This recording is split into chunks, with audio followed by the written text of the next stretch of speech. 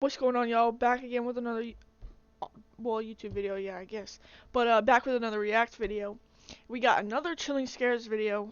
We got 4 most disturbing moments caught on live stream footage. So this sounds like it's gonna be good. Hopefully, not as many mysteries as last time, because last time they were either fake or they were mysteries. I don't know, but you gotta check out the video if you haven't seen it already. Um, so we'll just start right into this. Make sure you like the video if you do like it, and make sure to subscribe and leave down in the comments below what you guys want to see. And let me know how this video is, and let me know if I should change anything or need to improve anything. But let's get into this. In December of 2022, the authorities in Northern Ireland came across a bizarre crime scene where the most likely suspect was somehow in two places at once. It all started on the 18th of December when Irish YouTuber VoteSaxon07, whose real identity is 33-year-old Stephen McCullen, live-streamed himself playing GTA Vice City. The stream started at around 6 p.m. and Stephen stayed live for about 6 hours, till midnight. The stream itself was quite unremarkable, with Stephen playing the game mostly in silence, broken by his occasional commentary. Unfortunately, while he was streaming comfortably in his home, his 32-year-old girlfriend, Natalie McNally, was going through something downright horrific. Stephen, however, was completely unaware of this and promptly went to sleep after ending the stream. The next day, he woke up to a barrage of calls and messages regarding Natalie. She was apparently at her parents' house the night before to watch the World Cup finale. The match ended at around 6 p.m. and Natalie went back to her home shortly after, which wasn't too far away. She lived alone in Northern Ireland with her 2 cats and a dog. However, the next day, no one could get through to Natalie. She didn't show up to work and wasn't picking up her phone either. At the time, she was also 15 weeks pregnant with Stephen's child. Damn. So when she went silent, her friends and family grew worried, fearing she was facing some health concerns. After learning about her absence and waiting a few hours for a response, Stephen went to her home, which was about 20 minutes away from his home in Lisburn. That does not look 20 minutes. Or am I bugging? I might just be bugging. That looks like 2 hours. Unfortunately, he was too late. When Stephen arrived at Natalie's home, the door was wide open. Inside, he found her lifeless on the floor. She had been killed. Detectives from the Major Investigation Team have now launched a murder investigation following the death of Natalie McNally in Lurgan. This follows the results of the post-mortem. The 32-year-old died a violent death, having been stabbed a number of times, and there are signs of defensive injuries. Post-mortem reports showed that she was killed on the night of December 18th, not long after she came back from her parents' home. However, investigators did not find any evidence of a forced entry into her home. This, combined with the fact that Stephen was the one who reported her death to the police, made him the lead suspect in her murder investigation, and he was arrested shortly after. However, this arrest didn't last long, because as the authorities quickly found out, Stephen had a strong alibi. According to the post-mortem report, Natalie was killed during the same time Stephen was live streaming from his home. Damn. Investigators looked through Natalie's phone and found the last text Stephen sent to her at 5:57 p.m., which read, "Right, I'm off to stream the night away. Wish me luck." To which Natalie replied, "I might have a peek at your live stream later." This was enough to clear Stephen's name from any wrongdoing, but it left investigators with no clear direction on where to look next. Stephen did give them the name of someone he suspected, however, investigating that person didn't lead to any breakthrough in the case either, and the name of this person was never made public for this reason. Luckily, detectives found CCTV footage a few days later showing a man dressed in dark clothes and white shoes heading towards Natalie's home at 8:52 p.m., and then the same person going back about 40 minutes later. Given his timing, investigators determined that this was the killer. Shockingly, he had the same height and build as Stephen. This put him on the radar once again, but it also raised a valid question. If Stephen was the perpetrator, how could he be in 2 places at the same time? I mean, he could have Without done any it other after option, the the stream. authorities put a £20,000 reward for information regarding the killer and continued investigating. They also feared that by the time they started this investigation, the killer could have easily fled to any of the neighboring countries. In the meantime, Natalie's case had become national news, resulting in multiple memorials around the country. This put even more pressure on the investigators to find the killer as quickly as possible. They made several arrests and even seized the suspect's car. Investigators also found the weapon the killer used on the 5th of January 2023, which was a knife from her own home. However, none of these developments brought them any closer to identifying the killer. That is until January 31st when they arrested Steven again, but this time with solid evidence. As it turns out, the only thing keeping him out of suspicion, the live stream, was completely fake. The whole thing was pre-recorded and broadcasted to simply look like a live stream. After his arrest, investigators went through his computer and found the original recording, which was made on the 14th of December, 4 days before the incident. They also found a taxi driver who described picking up someone matching Steven's profile near the murder at 9:30 p.m. and then dropping this person near Steven's house. Most importantly, according to the taxi driver, this passenger had forgotten his wallet at home, so he quickly ran inside his house to get the money. And as expected, he ran into Steven's home. All this evidence left no doubt in the fact that Steven was the one who went to Natalie's home to commit a predetermined crime. In hindsight, there were plenty of suspicious moments during the fake live stream that should have raised more alarms. For starters, the stream was titled The Violent Night Christmas Live Gaming Stream. At the start of the stream, Steven also claimed that he was having technical issues with the streaming software, which he used as an excuse as to why he wouldn't be able to interact with the live chat. Well, because this streaming software is kind of up the left, it means I can't check the live chat, which is a real shame. So, by all means, talk amongst yourselves. This ensured that no one questioned why he wasn't talking with his viewers, which is essentially the whole point of doing a stream instead of posting a pre-recorded video. At the start of the stream, Steven made sure to repeatedly mention what day it was. Hello to all on this glorious Sunday evening. Yeah, so I just thought, why not? I'm gonna do a live stream because this day next week is Christmas. So what more could you want for Christmas other than an evening with your old pal Steven? This was likely an effort to make his alibi stronger and to say, look, I was streaming the same night. I even mentioned the day at the beginning. On top of that, many moments in the stream also took on a far more disturbing meaning after the truth came out. Like him singing about killing someone in-game, which can also be interpreted as him cryptically talking about his girlfriend. I need to kill it. I need to take her down. 'Cause I won't pass the mission if I don't get this to die. Bro, this guy can't drive either. Point during the stream, he makes a pun that sounds like Natalie's name and finds it unusually amusing. Yeah, that's physics. That's what would happen in the real world. Absolutely.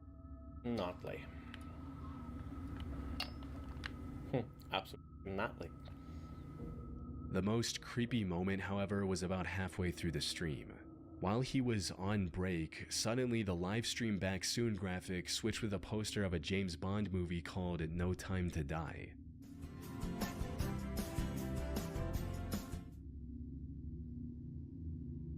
Steven later claimed that this was an accident. He accidentally dropped his controller on the keypad, which made the strange graphic come up. But since we now know that the live stream was pre-recorded, Steven deliberately included this graphic at this point during the editing, likely alluding to the crime he was going to commit on that day. This theory becomes even more credible once you consider the fact that this movie poster came up at about 9:15 p.m., which perfectly aligns with the time he was at Natalie's house committing the brutal crime. That said, his clever schemes were derailed and he was charged with murder. Hold on. He was also So he committed that murder midstream? Bro, I thought he did it like after the stream. And he ended it and went. Yo, he did it mid. And at the time of writing, he's awaiting trial on May 6, 2025. Hopefully Natalie and her family can get the justice they deserve. That's terrible, bro. She was also pregnant with his kid. That's terrible. Stand up! On April 4th, 2020, Ernest Wilson went live on Facebook during a house party, without knowing that these were his final moments alive. Ernest was a 24-year-old warehouse worker living in Baltimore, Maryland. The only passion he had in life was for partying, playing board games, and turning them into drinking games.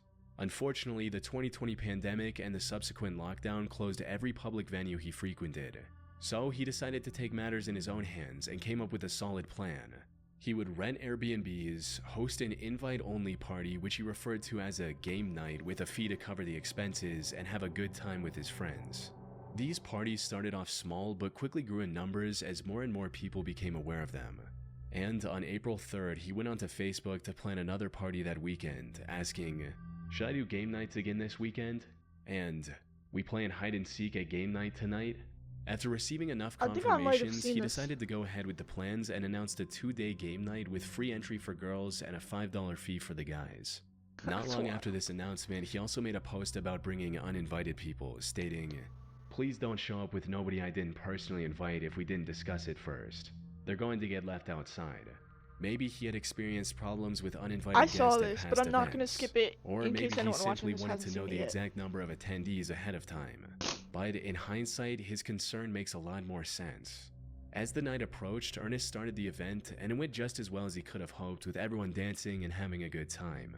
That is until 2:30 a.m. when the group decided to play the hide-and-seek game they discussed earlier. Ernest took charge as the first seeker and began a countdown at the Airbnb's backyard. 1, 2, 3, 4, 5, 6. However, as soon as he began searching for his friends, he stumbled upon something completely unexpected. 1, 2, 3. Who the is that, G? I don't know. Get your on the other side of this gate. Who the? Damn. This can't be one of my friends. He saw someone trying to jump the fence and break into the property. Now, the correct response would have been to go back inside to safety and call the cops on this intruder. However, Ernest was already a bit under the influence at the time and made the biggest mistake of his life. He decided to confront the man on his own, and that's when things took a turn. The intruder was armed, and after some back and forth, tragically shot Ernest before fleeing the scene, all of which could be heard on the live stream. The fact that he didn't say anything either, like climbing over the fence. Hey, Pod! The police arrived at the property at 2:45 a.m. where they found Ernest lying in a pool of his own blood. According to the few statements that were released to the public, this appeared to be a case of a robbery gone wrong. However, some believe there was more to the story. This is because during Ernest's struggle with the intruder, a girl can be heard laughing in the background. Hey, Pod! As the story goes, this girl was an accomplice of the intruder who planned to either rob the place or eliminate Ernest for some reason, with one person on YouTube writing, "That girl tried to let someone in the front door, or she knew who tried coming through the door. Once discovering it was locked, she told them to hop the fence as clear as day. I would start with her boyfriend." Unfortunately, from what I can find, the police never caught the suspect, and Ernest's case remains open to this day. Damn. So, whatever their motive was, I doubt we'll ever know, especially 5 years later. On September 7th, 2024, a 32-year-old man by the name of Joseph Couch opened fire on vehicles traveling down I-75 near the city of London, Kentucky. He managed to hit 12 cars, injuring 5 people. Fortunately, there were no fatalities. As authorities rushed to his location, Joseph managed to escape into the wooded area alongside the highway. This left the investigators with no choice but to search the Daniel Boone National Forest, hoping to find the mass shooter. In the meantime, they also began looking into Joseph's past and made some chilling discoveries. He served in the Army Reserve from 2013 to 2019 before receiving an honorable discharge due to him developing PTSD. More importantly, this wasn't his first entanglement with law enforcement. Back in 2015, he was arrested for throwing a rock at a dog and then pointing an AR-15 at its owner. Joseph had to pay $1,000 for bail. You throw a rock at my dog? I promise you, I'm coming back with an RPG, and you're done. I promise you. But that's just me. And the case was later dismissed. You don't mess with animals, bro. Especially not mine. The same year, he was arrested again. This time for supplying a minor with alcohol and vandalizing private property with spray paint.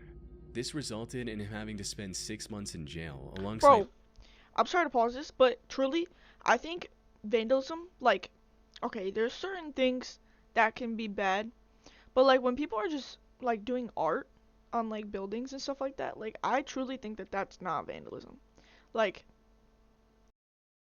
I think spray painting like art and like stuff like that you should not have a charge for that. It should not be illegal, nothing like that. But if you're spray painting some pretty like crazy stuff, I think you can get in trouble for that. But I truly think not all vandalism is illegal. 200 hours of community service and a Or should be, at $1,500 least. fine. All of this highlighted just how mentally unstable he was. Something that became even more apparent when investigators factored in the messages he sent to his ex before the shooting. These read, "I'm going to kill a lot of people. Well, at least try. I'll kill myself afterwards." His past record and these texts also made it clear that Joseph wouldn't go down without a fight if they managed to find him. Unfortunately, the search for him wasn't progressing as smoothly as they'd hoped. The search for the suspected highway gunman, Joseph Couch, intensifies as law enforcement has expanded its search efforts. State police say they are extending their search deeper into the Daniel Boone National Forest as the manhunt for Couch enters day 7. Local agencies were forced to close a section of I-75 and shut down schools, Damn. fearing Joseph might strike again. Eventually, they did manage to find his SUV, which also had numerous cases of ammo for the AR-15 style rifle he used for the shooting. However, this didn't provide any clues about his current whereabouts. In a desperate measure, the authorities put a $35,000 reward for finding Joseph to enlist the help of locals. And that's where the McCoy couple entered the picture. Fred McCoy and his wife Sheila operate a museum dedicated to the historic feud between the Hatfield and McCoy families in Kentucky. They also run a small YouTube channel dedicated to this museum called Hatfield McCoy Museum Adventures, where they discuss the various aspects of that feud in greater detail. After hearing about the massive reward, the couple decided to give it a go. They had lived in the area their entire lives and knew the wilderness well. And he was a cop. $35,000. That's a sweet little piece of money. We're going looking for him. We're hoping he finds us, but we're going looking for this Couch guy, Joseph Couch. They also decided to live stream their adventure through the Kentucky forest on YouTube, likely to have an instant record of whatever they find. They truly believe. Okay, I get like the whole thing, like if there's like a missing person and there's like a 50,000 reward, I get it, people are gonna go help. But if there's a mass shooter and stuff like that, I feel like just going for the reward, as much as the money is great, you're just gonna get yourself, offed. Like, I just feel like that's kind of, wrong on the police part. I get you can't find him, but like, why go after someone just for money, and you might not even get it, because he's gonna off you. Like, I feel like doing that with a mass shooter is kind of crazy, but... Because during one of their live-streamed expeditions, I'm sorry, but if the cops can't get him, what is a civilian gonna do with no guns, no sort of protection? Maybe a knife, and maybe you know how to fight, but what other form of protection do you have? Like. Ed noticed a whole bunch of vultures hovering over the same area, possibly indicating a rotting corpse nearby. The two decided to head towards the vultures, and just 30 minutes later, the McCoys found what they were looking for. Him? Definitely him. Here he is! You found him? Oh, my Lanta. I'm coming. Oh, my Lanta, you found him? He's deteriorated! Oh, my Lanta! They immediately alerted the authorities, who used DNA testing to confirm the body was indeed Joseph Couch. A later autopsy report also confirmed that he went through with the plan he talked about in his message. After 13 days of searching, the I-75 shooter mystery finally came to a close, ending the manhunt and easing the fear of Joseph still being out there. Marshall's buyers have a very particular Man. set of skills. I don't care about no Marshalls. Back to my video. On October 28, 2019, a 47-year-old Japanese man named Tetsu Shiohara live-streamed himself climbing Mount Fuji. And what was supposed to be nothing more than a fun stream quickly turned into an avoidable tragedy. You see, Tetsu had been climbing Mount Fuji since 2017 and had already reached the summit many times. However, all of those previous expeditions were during the climbing season, which stretches from July to mid-September. And while it's not an easy task, it's far safer during these months with maintained trails, milder weather, and resting huts along the way that also sell essential supplies like food and oxygen cans. So when Tetsu decided to climb the mountain in late October, it was already covered in thick, slippery snow. And the conditions were far harsher than he could have imagined, with winds reaching up to 60 miles per hour. All of the resting spots on the mountain were also closed for the off-season. But despite this being his first off-season climb, the unfavorable conditions did not deter Tetsu. He was determined to reach the summit and make it back in a single day. Unfortunately, the stream didn't get off to a good start, as he forgot to bring essentials like thicker socks to keep his feet warm and crampons to prevent his shoes from slipping. ソックス。あ、靴下。あれ？靴下忘れた。いや違う違う。バスバス。何が？ちょっと待って。 Later, he also commented on how he didn't bring any food with him to avoid making his backpack too heavy. But as the climb continued, not having food became the least of his worries, as he quickly realized the snow that day was deeper than he could have imagined. On his way to the top, he passed several points where the trail had collapsed due to bad weather. About 2 hours into the hike, his viewers started to notice how dangerous things were getting as well, and began urging him to turn back before reaching the summit. W viewers. そうやね。そうやね。でも山頂まで行けちゃうと思うよ。この。However, he ignored all the warning signs and pressed on with the hike, and by sheer willpower actually managed to get close to the summit. Sadly, this is where his luck ran out.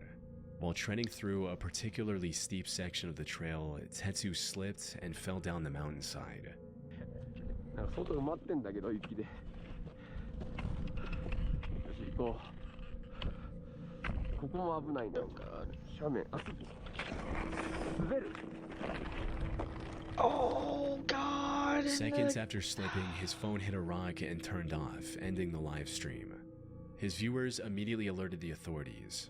However, due to the harsh conditions, it took rescue workers 2 days to locate Tetsu's body. They found it severely dismembered, 2,300 feet below the point where he'd slipped. Now, for most people, this was an open and shut case of an inexperienced and underprepared person misjudging the dangers of Mount Fuji. Yeah. But I came across some interesting theories regarding the situation. For example, one person stated, I don't think he wanted to go exactly how/where he did on the mountain, but if you ever saw the live stream, you'd know that he definitely was planning on doing it, probably at the top. The chat was begging him to turn back, and he made constant, likely deliberate references to not being fully equipped. Additionally, he had a very ample and generous amount of time to turn around if it had purely been a mistake, with the last few people he met warning him to not go any further. In other words, Tetsu intended to end everything that day. The missing equipment was a deliberate decision, not an oversight.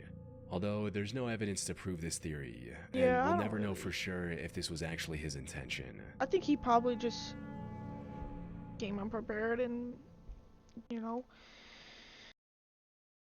had what happened to him because he didn't listen, you know.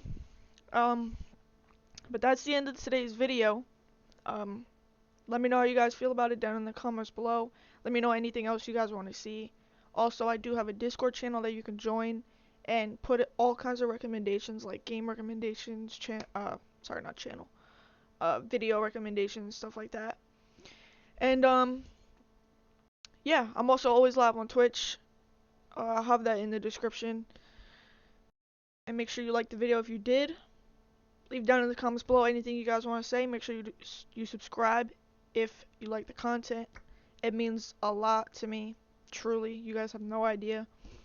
But I'm going to end this one here. Thank you so much for watching. Peace.